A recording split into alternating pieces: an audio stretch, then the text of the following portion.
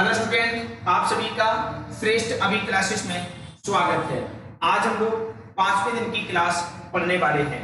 इस क्लास का जैसा कि नाम है एनसीईआरटी का निचोड़, है ना। तो उसी हिसाब से ये क्लास आपको बेहतर तरीके से एनसीईआरटी के कोर कॉन्सेप्ट क्लियर करा रही होगी।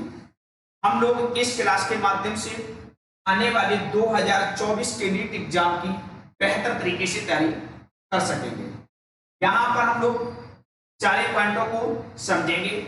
हमारा जो लक्ष्य है वो नीट 2024 है। इसके आधार पर हम सारे पॉइंटों को बारीक से बारीक पॉइंट को क्लियर कर रहे हैं। आइए आज हम आगे का कॉन्सेप्ट शुरू करते हैं। आज का जो टॉपिक रहेगा वो है कोशिका झिल्ली। वो क्या है? कोशिका झिल्ली। आज हम लोग कोशिका झिल्ली पर बात करेंगे। इस बात करेंगे कोशिका झिल्ली पर बात करेंगे। पहली बात तो कोशिका झिल्ली, है ना। कोशिका झिल्ली जो होती है ना, ये जीवित परत होती है। कैसी परत होती है? कोशिका झिल्ली जो होती है ये जीवित परत होती है ना। जीवित परत होती है। कैसी होती है? जीवित, है ना। जीवित आवरण होता है। जीवित आवरण होता है। दूसरी बात यह है सभी प्रकार की कोशिकाओं में पाया जाता है। सभी प्रकार की कोशिकाओं में पाया जाता है। यह है सभी प्रकार की कोशिकाओं में पाया जाता है ना। अगला पॉइंट, इसका अध्ययन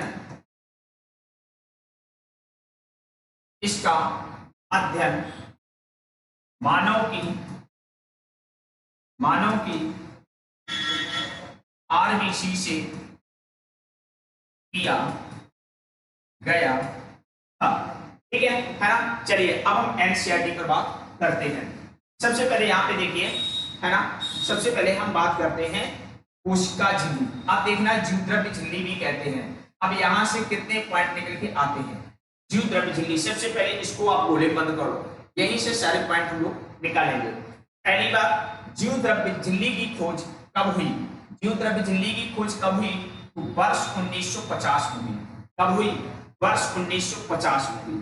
ठीक है। अगला पॉइंट, इसकी खोज कब संभव हो सकी? तो आंसर होगा इलेक्ट्रॉनिक सूक्ष्मदर्शी की खोज के बाद कोशिका झिल्ली की विस्तृत संरचना संभव हो सकी। तो 2 पॉइंट क्लियर हुए कोशिका झिल्ली पर। अगला पॉइंट, ठीक है, इसका अध्ययन जो है वो किससे किया गया था? मनुष्य की लाल रक्त कणिका की कोशिका, है ना। मनुष्य की लाल रक्त कणिका से इसका अध्ययन किया गया था, है ना। रासायनिक अध्ययन, कैसा था वो? रासायनिक अध्ययन किया गया था, है ना। इतने पॉइंट आपको क्लियर हो गए। जीव द्रव्य झिल्ली की खोज कब हुई? वर्ष 1950 की बाद हुई, जब इलेक्ट्रॉन सूक्ष्मदर्शी की खोज हुई।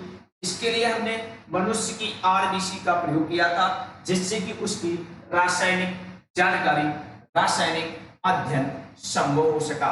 इतने लाइनों से ये पॉइंट आपको साफ साफ बनते हुए दिखाई पड़ रहे होंगे। चलिए आगे बात करते हैं। अध्ययनों के बाद इस बात की पुष्टि हुई कोशिका झिल्ली मुख्यतः, अब बहुत ध्यान सुनना, कोशिका झिल्ली जो होती है, कोशिका झिल्ली, है ना, कोशिका झिल्ली, है ना, कोशिका झिल्ली। तो कोशिका झिल्ली मुख्यतः किससे बनी होती है ना। तो कोशिका झिल्ली मुख्यतः बनी होती है लिपिड से। किससे बनी होती है? लिपिड से बनी होती है ना। और किससे बनी होती है? प्रोटीन से बनी होती है। अगर तुमसे कोई पूछता है कोशिका झिल्ली के मुख्य घटक कौन कौन से हैं, तो आपका आंसर होगा लिपिड और प्रोटीन है। क्या है? लिपिड और प्रोटीन है। लेकिन फिर तुमसे क्वेश्चन पूछ सकता है कि सबसे प्रमुख घटक कौन सा है? सबसे प्रमुख घटक कौन सा है? तो प्रमुख घटक है लिपिड। क्या है? लिपिड। और इस लिपिड को क्या कहते हैं? फास्फोलिपिड। तो कोशिका झिल्ली का सबसे प्रमुख घटक है वो क्या है? लिपिड है। अब कौन सा लिपिड है जो कोशिका झिल्ली में पाया जाता है? आंसर है फास्फोलिपिड। लिपिड। कौन सा लिपिड है? फास्फोलिपिड, है ना। अब आइए हम फास्फोलिपिड पर बात करते हैं। इस बात करते हैं फास्फोलिपिड पर, है ना, फास्फोलिपिड पर, ठीक है। इस बात करते हैं फास्फोलिपिड पर बात करते हैं। आइए, फास्फोलिपिड क्या होता है? दो सतहों में व्यवस्थित होता है। पहला पॉइंट कितनी सतह में होता है? दो सतह में व्यवस्थित होता है। एक पॉइंट तुम्हारा ये आ गया। फास्फोलिपिड जो होता है ना, वो कितनी सतह में होता है? दो सतह में पाया जाता है। कितनी सतह में पाया जाता है? दो सतह में पाया जाता है। देख सकते हो, एक सतह इस प्रकार ऊपर की तरफ होती है, एक सतह इस प्रकार ऊपर की तरफ होती है, एक सतह इस प्रकार नीचे की तरफ होती है ना।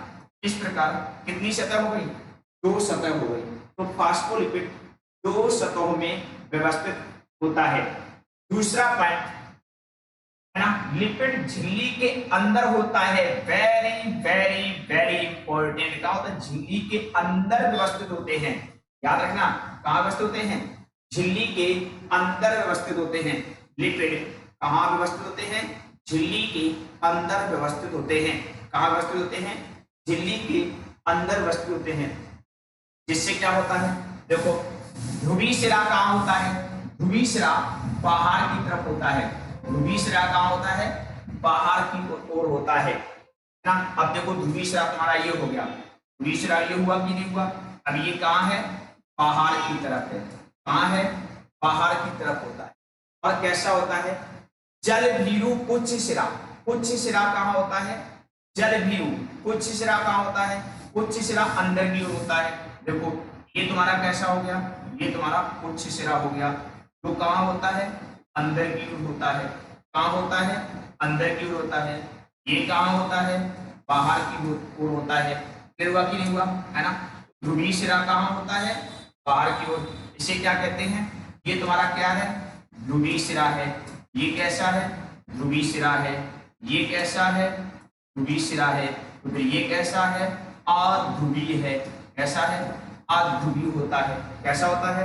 अध्रुवीय। तो अध्रुवीय होता है ना। इसको क्या कहते हैं? इसको क्या कहते हैं? इसको हम हेड कहते हैं। और इसको भी हम क्या कहेंगे? इसको भी हम हेड कहेंगे। लेकिन इन दोनों भागों को क्या कहेंगे? आप प्रोफेसर इनको टेल कहेंगे। क्या कहेंगे? टेल कहेंगे, है ना। तो वो कह रहा है पुच्छ सिरा कहां होता है? अंदर की तरफ होता है। और ये कैसा होता है? ये जल भीरु होता है। कैसा होता है? जल भीरु। तो ये कैसा होता है? जल भीरु, है ना। जल भीरु। आपको अवश्य जल भीरु का मतलब क्या है ना। जल भीरु का मतलब क्या है ना। तो जल से डरने वाला। जल से डरने वाला। कैसा है? जल से डरने वाला। इससे सुरक्षित होता है ना। कुछ सिरा अंदर होता है। इससे सुरक्षित होता है कि यह संतृप्त हाइड्रोकार्बन यदि वेरी वेरी वेरी इंपॉर्टेंट, है ना। इससे सुनिश्चित होता है कि यह संतृप्त हाइड्रोकार्बन की बनी होती है ना। तो ये किससे बना होता है? ये संतृप्त हाइड्रोकार्बन से बना होता है। किससे बना होता है? संतृप्त हाइड्रोकार्बन। किससे बना होता है? संतृप्त हाइड्रोकार्बन से बना होता है ना। ये जो ध्रुवीय सिरा होता है, ये किससे बना होता है? संतृप्त हाइड्रोकार्बन से बना होता है। देखो लिखा उसने, अध्रुवीय पुच्छ जलीय वातावरण से सुरक्षित रहती है। हाँ भैया, क्योंकि जल यहाँ पर भी भरा हुआ है। ये देखो, है ना, यहाँ पर भी जल है। यहाँ पर क्या है? यहाँ पर भी जल है और यहाँ पर भी जल है। ठीक है, तो जल से ये सुरक्षित होते हैं क्योंकि ये कहाँ होते हैं? ये अंदर की तरफ होते हैं। कहाँ होते हैं? ये अंदर की तरफ होते हैं। बोलो क्लियर हुआ कि नहीं हुआ? आगे क्या लिखा हुआ है ना। सुरक्षित है। इसके अतिरिक्त फास्फोलिपिड झिल्ली में कोलेस्ट्रॉल भी होता है। क्या होता है? कोलेस्ट्रॉल होता है। कोलेस्ट्रॉल क्या होता है? कोलेस्ट्रॉल यहाँ पाया जाता है। कहाँ पाया जाता है? यहाँ पाया जाता है। तो कोलेस्ट्रॉल भी क्या होता है? आप कहोगे ये भी जल से सुरक्षित होता है। कोलेस्ट्रॉल भी जल से सुरक्षित होता है ना। तो आपको कोशिका झिल्ली में क्या क्या देखने को मिला? आप कहोगे सर कोशिका झिल्ली में फास्फोलिपिड है। क्या है? फास्फोलिपिड है ना। क्या है? फास्फोलिपिड है। और क्या है? आप कहोगे कोलेस्ट्रॉल है। क्या है? कोलेस्ट्रॉल है। और क्या है, अभी आप पढ़ के आए प्रोटीन भी होती है। क्या होती है? प्रोटीन भी होती है। देखो यहाँ पे देखो लिखा है लिपिड व प्रोटीन की बनी होती है ना, लिपिड व प्रोटीन की बनी होती है। कौन लिपिड होता है? फास्फोलिपिड होता है। ठीक है ना, आपको बात अच्छी समझ में आ गई होगी। तो कोशिका झिल्ली किससे किससे बनी है? फास्फोलिपिड से बनी है, कोलेस्ट्रॉल से बनी है और प्रोटीन से बनी है ना। चलिए आगे देखते हैं। बाद में जैव रासायनिक अनुसंधान, वेरी वेरी वेरी इंपॉर्टेंट। जैव रासायनिक अनुसंधान से स्पष्ट हुआ कि कोशिका झिल्ली में प्रोटीन व कार्बोहाइड्रेट पाए जाते हैं। क्या पाए जाते हैं? प्रोटीन व कार्बोहाइड्रेट पाए जाते हैं। तो अब यहाँ एक पॉइंट और जोड़ लीजिए, कोशिका झिल्ली में क्या होता है? कार्बोहाइड्रेट भी होता है। क्या होता है? कार्बोहाइड्रेट भी होता है। तो कोशिका झिल्ली में क्या होता है? ये सब मिलकर बनाते हैं सेल मेम्ब्रेन। क्या बनाते हैं? Cell membrane. क्या बनाते हैं? Cell membrane. ठीक है, अब एक बात तुमको यहाँ पे और दिखनी चाहिए, प्रोटीन और कार्बोहाइड्रेट पाए जाते किससे स्पष्ट हुआ? जैव रासायनिक अनुसंधान से स्पष्ट हुआ था। ठीक है, विभिन्न कोशिकाओं में प्रोटीन व लिपिड का अनुपात भिन्न भिन्न होता है, ये बात याद रखना। ठीक है, कोशिकाओं में क्या होता है?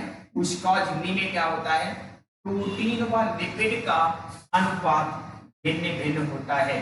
प्रोटीन व लिपिड का अनुपात भिन्न भिन्न होता है, ये पॉइंट पता होना चाहिए। जैसे मैं मनुष्य की इरिथ्रोसाइट्स का मतलब होता है आरबीसी। इरिथ्रोसाइट्स का मतलब क्या होता है? आरबीसी। की झिल्ली में देखें तो क्या है? 52% प्रोटीन है। कितना है? 52% प्रोटीन है ना। 52% प्रोटीन है, 40% लिपिड है। 40% क्या है? 40% लिपिड है। 52% प्रोटीन है, 40% लिपिड है ना। तो याद रखना, तो अगर मैं देखूं तो प्रोटीन कितनी है आरबीसी में? आरबीसी में प्रोटीन कितनी है? आप कहोगे सर प्रोटीन जो दी गई है वो कितनी दी गई है? 52%। कितनी दी गई है? 52% दी गई है। कार्बोहाइड्रेट कितना दिया गया है? पहले लिपिड लिखो, है ना। पहले क्या लिखो? लिपिड लिखो। ठीक है, लिपिड कितना दिया गया है? आप कहोगे सर लिपिड 40% दिया गया है। तो फिर कार्बोहाइड्रेट कितना होगा? बोलो जरा, कार्बोहाइड्रेट कितना होगा? तो कितना होगा? 8% होगा। कार्बोहाइड्रेट कितना होगा? 8% होगा। ये पॉइंट आपको अलग से पता होना चाहिए। आगे देखो, प्रोटीन को अलग करने की सुविधा के आधार पर, very very very important, protein को, है ना, प्रोटीन को है ना, किसको? प्रोटीन को, याद रखना, प्रोटीन को अलग करने की सुविधा के आधार पर, अलग करने की सुविधा के आधार पर अगर कोई पूछता है कि प्रोटीन को किसके आधार पर विभाजित किया गया है, तो अलग करने की सुविधा के आधार पर। कितने? 2 भागों में बांटा गया है। कितने भागों में बांटा गया? 2। नंबर 1 कौन है? अंगभूत। नंबर 2 कौन है? परधीय। ठीक है, तो प्रोटीन को अलग करने की सुविधा के आधार पर 2 भागों में बांटा गया है। नंबर 1 अंगभूत प्रोटीन और नंबर 2 परधीय प्रोटीन। ठीक है, परधीय प्रोटीन क्या होती है आगे समझो। अब बात करते हैं परधीय प्रोटीन कैसे पहचानेंगे। तो परधीय प्रोटीन झिल्ली की सतह पर होती है। क्या होती है? झिल्ली की सतह पर होती है। जबकि तुम्हारी अंगभूत प्रोटीन क्या होती है? अंगभूत प्रोटीन तुम्हारी आंशिक या पूर्ण रूप से झिल्ली में धसी होती है। या तो आंशिक रूप से धसी होगी या फिर पूर्ण रूप से धसी होगी। बोलिए यहां तक किसी कोई डाउट? अपनी एक क्लास एनसीईआरटी के डायग्राम पर आती है ना, गोल्डन बैच के नाम से क्लास चलती है, उसमें जाइए, सारे चैप्टर 8 के डायग्राम आपको पढ़ाए गए हैं। चैप्टर 10 के भी सारे डायग्राम पढ़ाए गए हैं। ठीक है, और इसकी जो आज जो 5वें दिन की क्लास है, इसके पहले 1 2 3 4 इनकी क्लासें भी पढ़िए, जिससे आपको पूरा एनसीईआरटी विधिवत तरीके से समझ में आएगा। चलिए आगे बात शुरू करते हैं। कोशिका झिल्ली का वेरी वेरी इंपॉर्टेंट, अब यहां से सुनना, उन्नत नमूना मॉडल। ठीक है ना, जिसको कहते हैं हम लोग, कहां लिखा है यहाँ पे देखिए, अभी है ना, अभी बताते हैं आपको, है ना, यहाँ पे देखिए कोशिका झिल्ली का उन्नत, ये देखो, हाँ, तरल कृमिक नमूना, इस मॉडल का नाम क्या है? तरल कृमिक नमूना, ठीक है ना? ये सबसे कोशिका झिल्ली का सबसे उन्नत मॉडल था। इस मॉडल का संबंध किससे है? आप कहोगे इस मॉडल का संबंध है कोशिका झिल्ली से। इस मॉडल का संबंध किससे है? कोशिका झिल्ली से। ये कब दिया गया? 1972 में। कब दिया गया? 1972 में। ये कोशिका झिल्ली का सबसे प्रसिद्ध मॉडल है, उन्नत मॉडल है, ठीक है। कोशिका, अभी आप 3 क्वेश्चन बनते हैं कि जो ये तरल कृमिक नमूना मॉडल है किससे संबंधित है? आपको कोशिका झिल्ली से संबंधित है। सबसे बेहतरीन मॉडल था। कब दिया गया? 1972 में दिया गया। अब देने वाले 2 साइंटिस्ट थे, सिंगर व निकोलसन। कौन थे? सिंगर व निकोलसन। जरा बताइए, ये आपको 4 पॉइंट बेहतर तरीके से क्लियर हो गए होंगे। Number 1, number 2, number 3, number 4। आइए आगे देखते हैं। के रूप में व्यापक रूप से स्वीकार किया गया, ठीक है।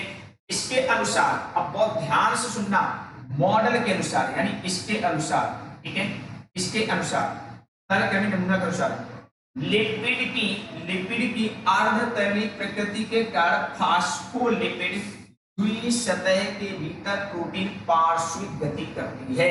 ये पॉइंट इंपॉर्टेंट है। ये मॉडल के अनुसार स्टेटमेंट दिया गया है क्या? कि लिपिड की अर्धतरली प्रकृति क्या होती है? लिपिड की अर्धतरली प्रकृति के कारण फास्फोलिपिड द्विसतह के भीतर प्रोटीन पार्श्वी गति करती है। याद रखना, प्रोटीन पार्श्वी गति करती है, ठीक है। और इसमें लिपिड की प्रकृति कैसी बताई गई है? अर्धतरली प्रकृति बताई गई है। लिपिड की प्रकृति कैसी बताई गई है? अर्धतरली लिपिड प्रकृति बताई गई है। झिल्ली के भीतर गति करने की क्षमता उसकी तरलता पर निर्भर करती है, ठीक है। तो प्रोटीन जो होती है झिल्ली के भीतर प्रोटीन के गति करने की क्षमता उसकी तरलता पर निर्भर करती है। किस पर निर्भर करती है? तरलता पर निर्भर करती है। अच्छे से क्लियर हो गया होगा। आगे देखो, झिल्ली की तरली प्रकृति, याद रखना, झिल्ली की तरली प्रकृति इसके कार्यों को निर्धारित करती है। किसके कार्यों को? कौन कौन कार्य हैं? नंबर 1, कोशिका वृद्धि में सहायक। नंबर 2, अंतरकोशिकीय संयोजन का निर्माण। नंबर 3 है श्रवण। नंबर 4 है अंतरकोशिक। नंबर 5 है कोशिका विभाजन। ये इसके कार्य हैं, है ना। ये पॉइंट आपको अच्छे से पता होना चाहिए। यहाँ तक संभवतः आपको किसी प्रकार का कोई डाउट नहीं होगा, है ना। चलिए अब आगे बात शुरू करते हैं। ये जो कार्य है ये झिल्ली की तरली प्रकृति पर डिपेंड करते हैं, है ना। ये भी पॉइंट आपको अच्छे से क्लियर हो गया होगा। आगे देखिए, जीवद्रव्य झिल्ली का सर्वाधिक महत्वपूर्ण कार्य, सीधा क्वेश्चन, है ना। सर्वाधिक महत्वपूर्ण कार्य क्या है ना। कार्य तो इतने हैं, लेकिन उसमें सबसे महत्वपूर्ण काम क्या है? तो आंसर है अणुओं का परिवहन। तो कोशिका झिल्ली का सर्वाधिक महत्वपूर्ण कार्य क्या है? अणुओं का परिवहन है। ये पॉइंट अच्छे से दिमाग में बिठा लीजिए। आगे क्या लिखा है? झिल्ली, अगला इंपॉर्टेंट पॉइंट, झिल्ली, बहुत ध्यान सुनना। जो तुम्हारी कोशिका झिल्ली है, तो क्या है तुम्हारी जो कोशिका झिल्ली है ना। झिल्ली क्या होती है? दोनों तरफ से, अंदर से भी और बाहर से भी अणुओं के लिए चयनित पारगम्य है ना। मैं जितनी लाइन कर रहा हूं उतने ही शब्द को समझिए, वहीं से आपको सारे कॉन्सेप्ट क्लियर होते रहेंगे।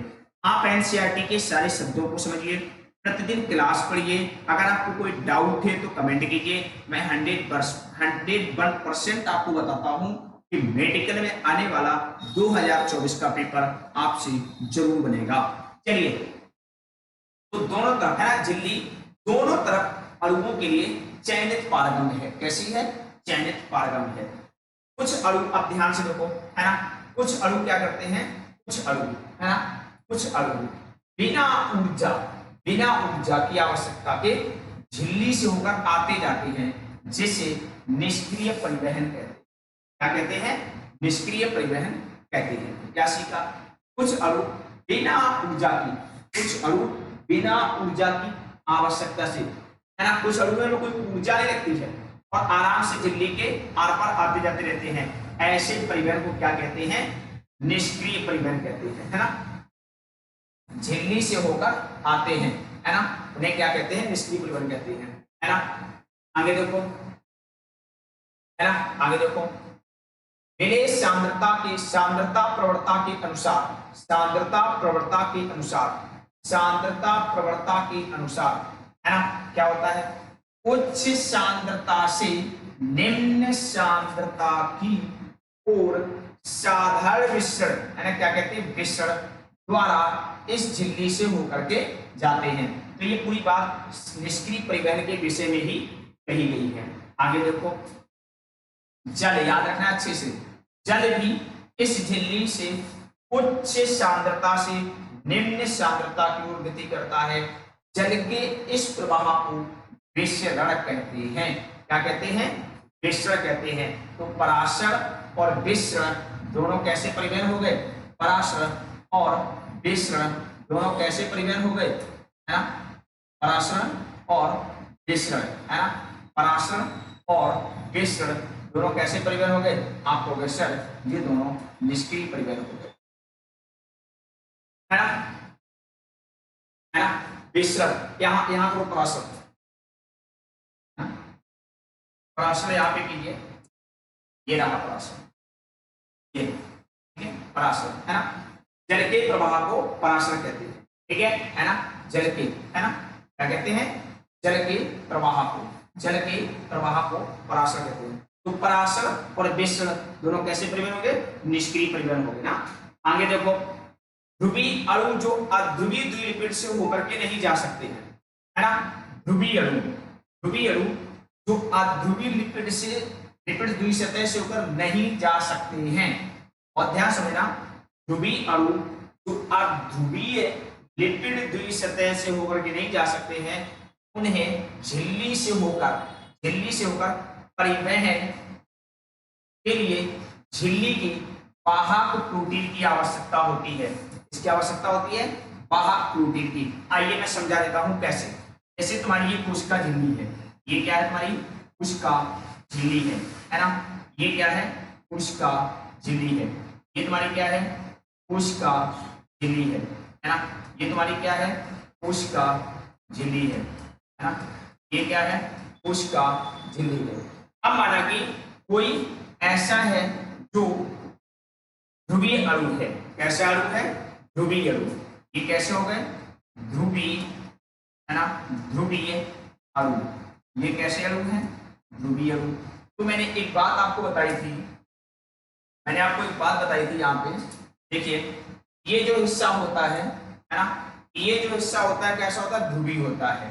कैसा होता है? ध्रुवीय होता है। लेकिन ये हिस्सा कैसा होता है? अध्रुवीय होता है। तो यहाँ पे बात सुनना बहुत ध्यान से, यहाँ पर बहुत अच्छे से कॉन्सेप्ट क्लियर करना।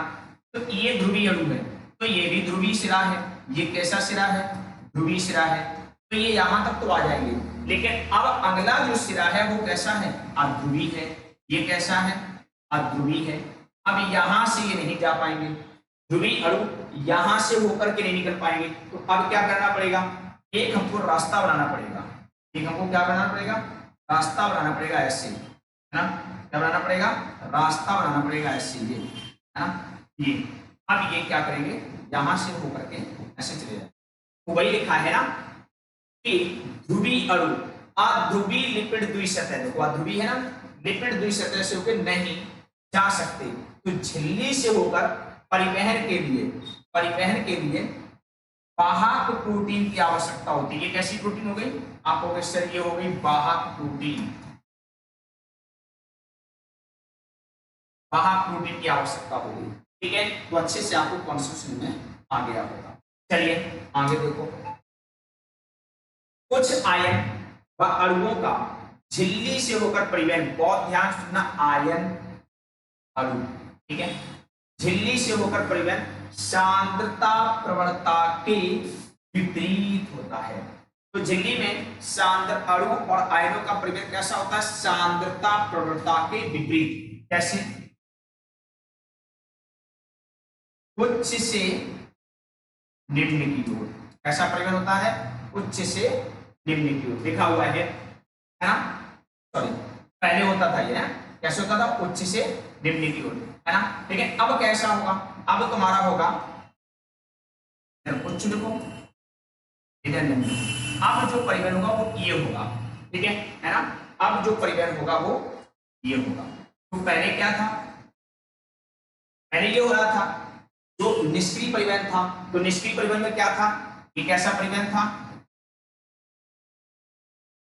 निष्क्रिय परिवहन, ऐसा परिवहन था निष्क्रिय परिवहन, जिसमें उच्च से निम्न की ओर जा रहे थे।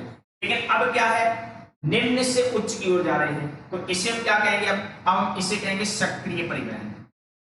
क्या कहेंगे, सक्रिय परिवहन। इसमें क्या होता था, एटीपी नहीं रखते थे, इसमें क्या है, एटीपी खर्च होंगे। देख लो, पढ़ो, सांद्रता प्रवणता के विपरीत, जैसे निम्न से उच्च सांद्रता की ओर जाते हैं, इस प्रकार के परिवहन हेतु ऊर्जा आधारित प्रक्रिया होती है, इसमें एटीपी का उपयोग होता है। ऐसे परिवहन क्या कहते हैं, सक्रिय परिवहन कहते हैं। यहाँ पे एक पंप काम करता है, एक पंप काम करता है, उस पंप का नाम है sodium ion potassium ion pump. क्या नाम है, सोडियम आयन, यहाँ पे आयन होगा, ion, sodium ion potassium ion pump. संभवतः आपको सारे कॉन्सेप्ट बहुत बेहतर तरीके से समझ आए होंगे, है ना। एनसीईआरटी आपको बहुत अच्छे से क्लियर हो गई होगी। यदि फिर भी कोई डाउट है तो हमको बता सकते हो। चलिए मैं आपको एक क्वेश्चन देता हूं,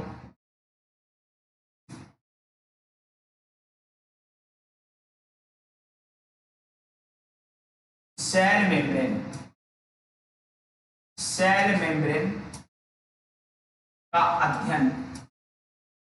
अध्ययन किया गया था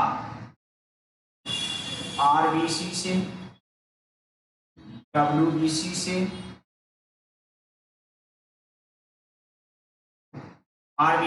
डब्ल्यूबीसी से, है ना, और देख सकते हो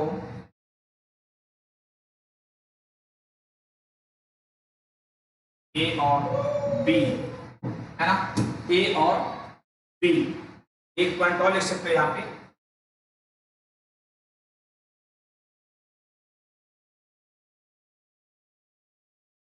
चालनी निलिका से, ठीक है ना।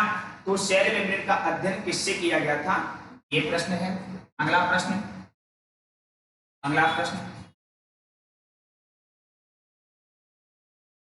जैव रासायनिक अनुसंधान बताता है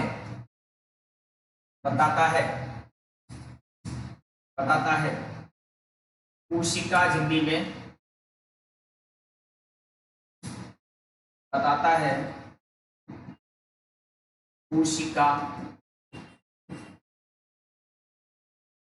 झिल्ली में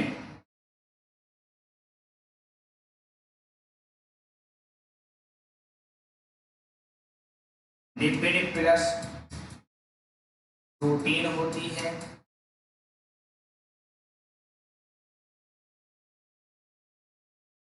प्रोटीन प्लस कार्बोहाइड्रेट होता है,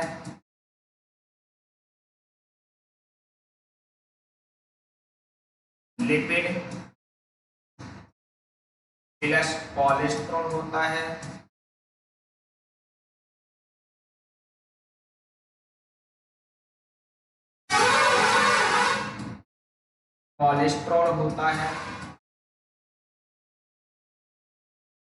और इसके बाद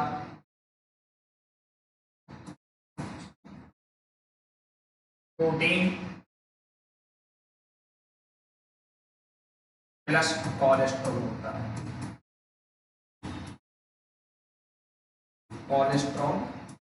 है, है ना। इन दो प्रश्नों के आंसर देने हैं, और एक प्रश्न और है आपके सामने,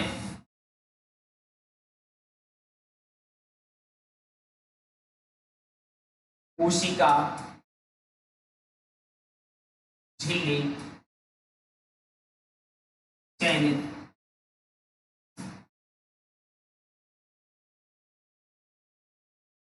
अणुओं के लिए चयनित पारगम्य है, चयनित पारगम्य है। अंदर से बाहर,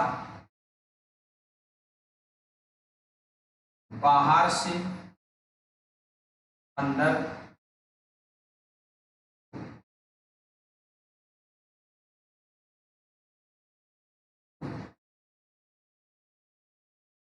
बाहर से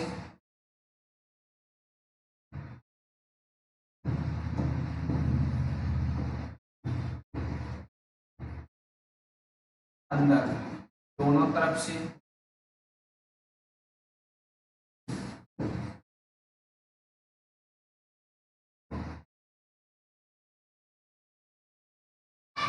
उपयुक्त शब्द, है ना। तो इस प्रकार आपको तीनों प्रश्न के आंसर देने हैं, है ना। आप जब आंसर करें, ये तुम्हारा प्रश्न नंबर 1 है, ये तुम्हारा प्रश्न नंबर 2 है और ये तुम्हारा प्रश्न नंबर 3 है ना। सबसे ज्यादा मुझे इंतजार इस प्रश्न का रहेगा, है ना। देखते हैं कितने स्टूडेंट इस प्रश्न को सही तरीके से हल करते हैं, है ना। नहीं तो इसका मैं डिस्कस अगली क्लास में करूंगा, अगर आंसर अधिकांश छात्रों का सही नहीं रहा तो। धन्यवाद।